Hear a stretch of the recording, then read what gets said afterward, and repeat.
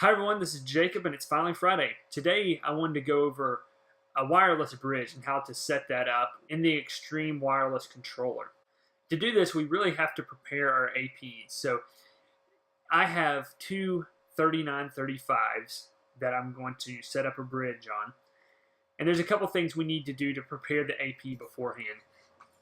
The first, we have to decide which radio we want to configure for the mesh. Best practices would be that you would set it up on the 5 gig radio. However, there are cases in which you would want to put it on 2.4, mainly if the distance was longer than the 5 gig could handle. 2.4 does propagate further, so you could reach out a little further with the 2.4. But many times 5 gig will work. So a couple things you have to do beforehand is you really want to look at your SSIDs and you want to turn off all other SSIDs on whichever radio you're going to use for your mesh link or your bridge link. So this is what we're going to do, the 5 gig. So we'll turn off all the radios or all the SSIDs on the 5 gig radio. We'll hit apply. That's because we really don't want the bridge link to have to compete with clients in order to get that information back. It's going to have a lot of information it's trying to pass on the bridge link already. We don't want it competing. So the next step would be to make sure that your channels are set alike. So in this one, we're going to do 157. It's just what I've picked, and we will save that as well. We will apply that. And we will close out of this AP, and we can look at the other AP. The other AP, we want to do the same thing. On the assignments, we want to turn off all other assignments. Hit apply. And make sure this one is on 157. And we will hit apply anyway and close that down as well. So now that we have our APs set up, we need to go in and build our mesh link. So we'll go to the VNS and we will create a new wireless service.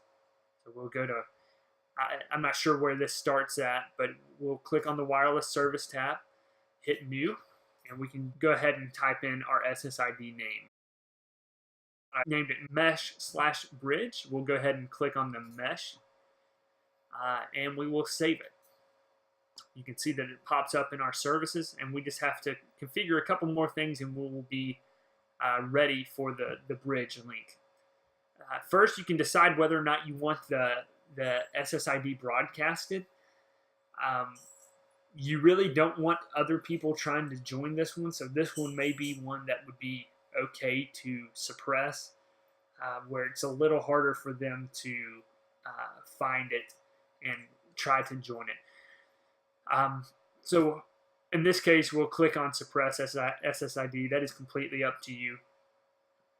You can come up with a pre-shared key, and this one I'm just going to type in mesh bridge password.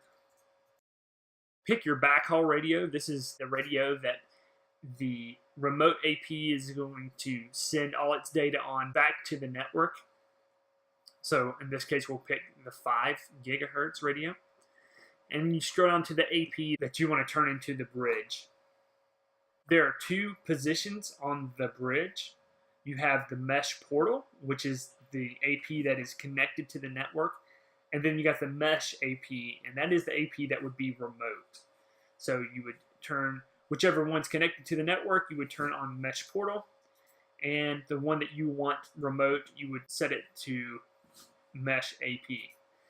Currently, they are both connected to your network. In order to set them up, you have to plug both of them in your network in order to get them to talk to the controller. But once all the setup is done, you will take the remote AP out to the remote location. So at this point, all we have to do is hit save. It's going to say my password is not strong enough, but in this case, this is just my office, and I will leave it as original. You will probably want to set something obviously a lot stronger. So hit OK, and it is saved. Now what you have to do in order to get this to work is you have to disconnect both APs. So power cycle both of them. Once you do that, we can go over back to APs, and you can click on your AP, and you can see currently there's just one radio up. That's because we disconnected all the SSIDs on the other radio. However, whenever it comes back up, you can see that it currently does have the SSID, but it does not have an address. So we'll let the AP fire up, and we will come back a second and look at it again and see how it changes. So once the APs are up, we can go in and look at the radios. You can see that now they have an address, and we are good to go. So you should be able to, on the remote AP, get on the 2.4 gig radio. See, this one has an address as well. So you can get on the 2.4 gig radio, and it will pass that information over the 5 gig radio back to the network. Hopefully this was helpful. I appreciate you joining me, and I will see you next week for the next Finally Friday.